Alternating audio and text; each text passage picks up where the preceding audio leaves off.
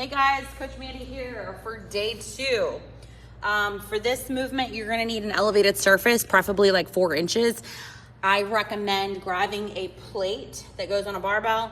A 45-pound plate allows for enough elevation to get this done. If you have a weight vest, put it on. You can absolutely use dumbbells, kettlebells, whatever you want. I like to use a weight vest for these movements just because it is a plated stationary 4 sets. And for our last movement, it just makes it easier if you have your hands free, because I do want you guys to make sure that we're utilizing opposite arm, opposite leg. So the first one, we're standing on top. I want you guys to make sure that you guys are keeping your center of gravity on the plate on this one. So if I am gonna start with my left leg on the plate, I'm gonna shift all my weight to my left leg. Opposite arm, opposite leg. So we're getting our hands nice and ready, our shoulders nice and ready to fire up. But as we go into the movement, we're going to lower our center of gravity, really loading that left leg and then getting that right leg out the way. So now we're in our acceleration stance. So nose, knee, and toe are on the center of the plate and my right leg is out the way, triple extended. My heel is not on the ground. I'm loading that ankle. The ball of my foot is on the ground on my right leg while I am loaded on my left leg, okay? So now that my hip is loaded on that left leg in the front, I'm going to extend that left leg, the left hip, and then bring my right leg all the way thigh high, getting that knee parallel to my hip, crashing that calf to hamstring, opposite arm, opposite leg. So my left hand is forward, my right leg is into that thigh drive position. We're still balancing on that plate, going straight into lowering our center of gravity, loading that left leg, and dropping that right leg into our triple extension, and then being explosive straight into that thigh drive, getting that knee higher than that hip. So lowering that center of gravity, being explosive to get that right leg up, lower that center of gravity, opposite arm, opposite leg. Main focus is to get into that acceleration stance. Nose, knee, and toe parallel to the plate, the center of the plate, and then that triple extension in the back leg always, okay? So that's our reverse lunge to the thigh drive. Then we're gonna take it a step further and we're going to stand the center on that plate, dropping lateral lunges. So think acceleration lunge, just laterally, okay? So I'm gonna load my left leg again and I'm going to drop into my right leg, okay? My right leg is now on the ground. I'm nose, knee, and toe in alignment, and then I push back to center. And so I'll give you a few options, okay? You can absolutely do it alternating, opposite arm, opposite leg, alternating. So drop into that right leg, drop into that left leg. Just make sure that the leg on the plate is triple extended, okay? That way you have all your weight, nose, knee, and toe in alignment. Heel is parallel to the hip, so where all of our columns, all of our blocks are stacked, creating that column of power. Or you could drop into that right leg and then push back into that thigh drive and then stay on the same exact side and not alternate. So drop nose, knee, and toe in alignment and then drive to that knee higher than that hip, crash your calf to a hamstring, and that thigh drive position. Totally up to you. Both work great, or you could do them both. It just really, it's just a matter of like how well you can control your center of gravity, okay? So then after that, we are still starting on top of the plate, and then instead of, so essentially it's a crossover, right? So we're crossing over behind the body with our right leg, keeping our left leg on the plate. So instead of getting a long leg now, we are just trying to lower our center of gravity on the plate and get that right leg across behind our body and get that leg on the opposite side of your shoulder, essentially, okay? And then you touch back to the plate. So loading that left leg, getting that right leg out the way, but onto your left side, crossing the body. We have to lower our center of gravity and create a shin angle parallel to pointing to the left side of our body to get that right leg back into that thigh drive or back onto that plate, okay? So lower that left leg, lower your center of gravity on the left leg, get that right leg, almost like the end of bowling, your end of your bowling position, or beginning of, yeah. So lower your center of gravity, get that right leg on the left side of your body, and then recover back to center. Load, extend, recover. Load, extend, recover. That's essentially what we're doing. And then we load to the other side. Load that right leg with all of our body weight, and then get that lower your center of gravity on your right leg, and then get that left leg on the outside of our right side of our body. And then we can come up to a thigh drive, or we can just load, get back to center, load, get back to center, load, get back to center. Okay, utilize those arm action always. And then, so now we're gonna start with our left foot on the plate and our right foot on the ground, okay? Naturally, if you're 4 inches off the ground, your knee is bent.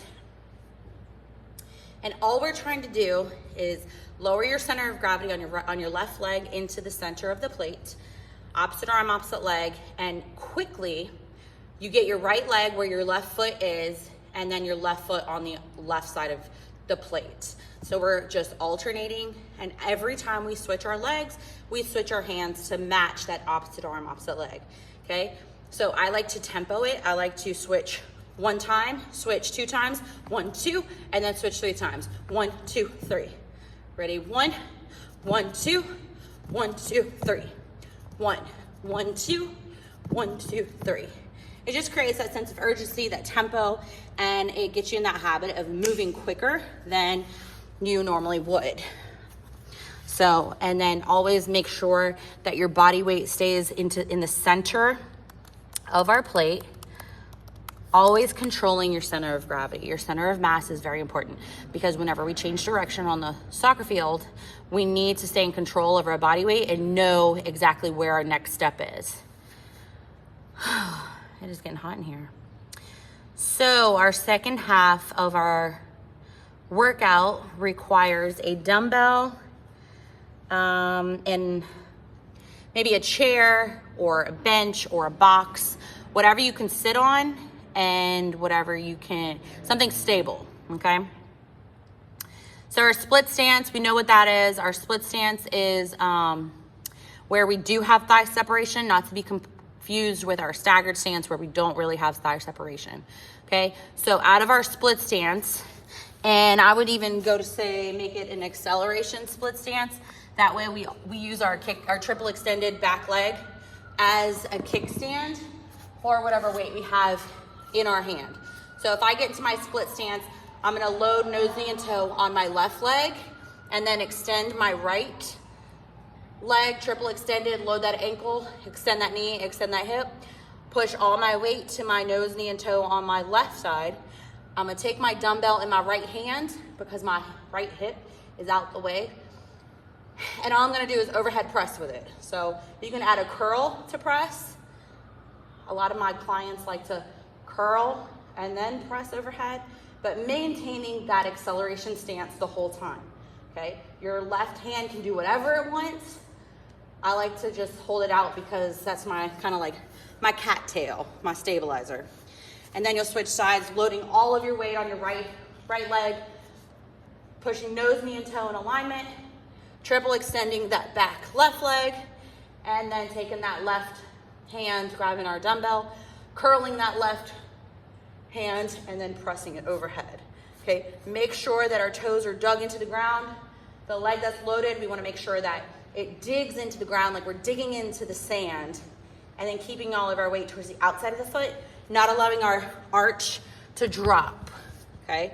If your ankle bone is pointing to the ground, if you feel it rotating in, then you know that you let your arch drop. Okay, so now we have our elevated surface, or our box, our bench, whatever you may have, our chair. I have a small bench here right now. We are going to face our bench, our chair, our elevated surface. We are going to squat down in front of it. Not a full squat, just a quarter squat, to where you have to come up on the balls of your feet. Your dumbbell is on the ground in front of your bench, in front of you. We're gonna place our left hand on the bench, chair, or elevated surface, okay? So now you have 3 points of contact. You have the balls of your feet on the ground and you have your hand on your bench, okay? You're gonna reach down and grab your weight, and then you're gonna throw it like you're trying to throw a weed out of the garden. You're gonna throw behind your body, get that elbow past your torso, and then you're gonna row back to your rib cage, okay? So throw it behind your pocket, back to center, bring it to your rib cage, back to center. Throw behind your pocket, back to center, and then you pull it to your rib cage, then drop back to center. So that is what we call a throw and row, but we're doing it in a 3-point stance to get that isometric work and that hold in your lower body as well as your core. And then you really try to get that throw, okay? Modification, say you don't have a elevated surface, you don't have a chair, bench, and you really want to still get that throw and row, you can take a knee. So just take a knee on the ground. Make sure that you have a 45-degree angle on that forward knee and that back knee is just on the ground chilling. Load your elbow onto your forward knee that is in that 45-degree angle, so you're half kneeling, and then you just throw behind your body, row to your rib cage. Throw behind your whole body, row to that rib cage, okay? That's our throw and row modification. Elevated surface, we still need that though. And if you have a weight vest or you could use 2 dumbbells, it's perfectly fine. Or, I mean, you could use nothing.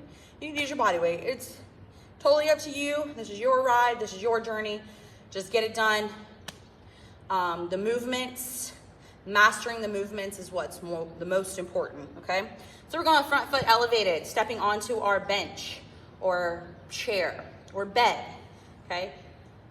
Make sure that you have a 45-degree angle. I like to allow my heel to kind of fall off of the bench, so that way I make sure that I'm not putting any pressure on my heel, okay? Keeping that knee over my pinky toe, I'm going to push my right foot, not underneath my hip, but slightly behind my hip, okay? Still maintaining that 45-degree angle in my left leg. Just, I'm back into that elevated acceleration position, essentially, okay? And all we're gonna do is bounce off of your ankle. So think, so your knee always does the extension for your ankle, and I want to not neglect the ankles. So try to lock your quad on your right side and just use your ankle to push and get you off the ground. So it's just a single leg hop using your ankle only, and then trying to maintain that 45-degree body angle as well as that 45-degree shin angle on our left leg, and then just keep that foot striking behind the hip so you kind of have a forward lean. We're gonna do 20 each side on your front foot elevated ankle hops. And then last but not least, we're just going to have a seat. This is the best part, right? Have a seat. On this one, I like to hold a plate or a med ball. Those are my favorite too. If you only have dumbbells, if you only have kettlebells, I mean, you could load a pillow full of blankets, okay? You're just holding it to your chest. I like to cross my arms like an X and hold it like my baby. And all we're doing is picking up our feet, using our hip flexors to pick up our feet, and then put them down on the ground as fast as you can to jump as high as you can and extend your hips. So we're just, Newton's law of gravity, if I produce force into the ground, essentially I'm going to go up. So if I produce force down, I'm gonna go up. If I produce force behind my body, I'm going to go forward. So we are trying to just create a little bit more force by picking up our feet and putting them down fast to extend our ankles and get as high off the box or bench as possible, and then sit back down. So load, 1, 2, 1, 2, sit back down, 1, 2. 1 is our push, 2 is our extension, and then we get back down to the ground. Awesome. Okay, and this is for anybody who has a med ball. There's a little bit extra credit, okay? Extra credit. You can do it on Friday, you can do it on Saturday, you can do it any time of day you want if you have access to a med ball, which I'm gonna go run and get my med ball real fast. So if you have access to a med ball, this is my absolute favorite little med ball burner to get those shoulders really right. Like I said, this is extra credit, so if you don't want to do any med ball work or you don't have access to a med ball, then you know this is the end of the video. But if you want to get this little burner, then I'm gonna teach you. I'm gonna teach you anyways. Okay, so number one, we stagger that, or we split that stance. So thigh separation on this one, left leg in front, right leg in back. We grab our med ball and we just overhead, throw it overhead, and we slam, okay? Catch, slam. Staying in that split stance the whole entire time. We got 10.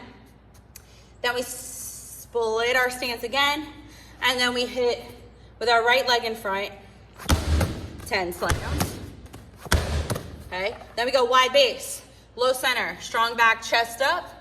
Okay, and in that power position, we're leaning over, the ball is parallel to our chest, up against our chest, and we're just pushing with both hands into the ground, trying to make it bounce back to our chest. And then last but not least, we take that med ball, and from that power position, we are trying to get that ball up as fast as you can with a jump, and then slam it into the ground as possible. So we load our hips, and then we go 1, 2, slam. Trying to get as far off the ground as possible. Load, 1, 2, 1, 2.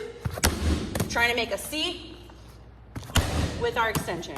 Okay, but that is a wrap. Hopefully y'all get some extra credit. Please send me videos. I actually do want to post you guys on my TikTok. I just got like 1.5 million views this week on a video. It's been kind of crazy. But I would love to like take some of your field work clips or clips from scrimmages, as well as clips from you guys working out and doing the movements, and then putting showcasing you guys and what y'all do, and then, you know, pushing people to donate. So send me your clips, send me your videos, send me your questions.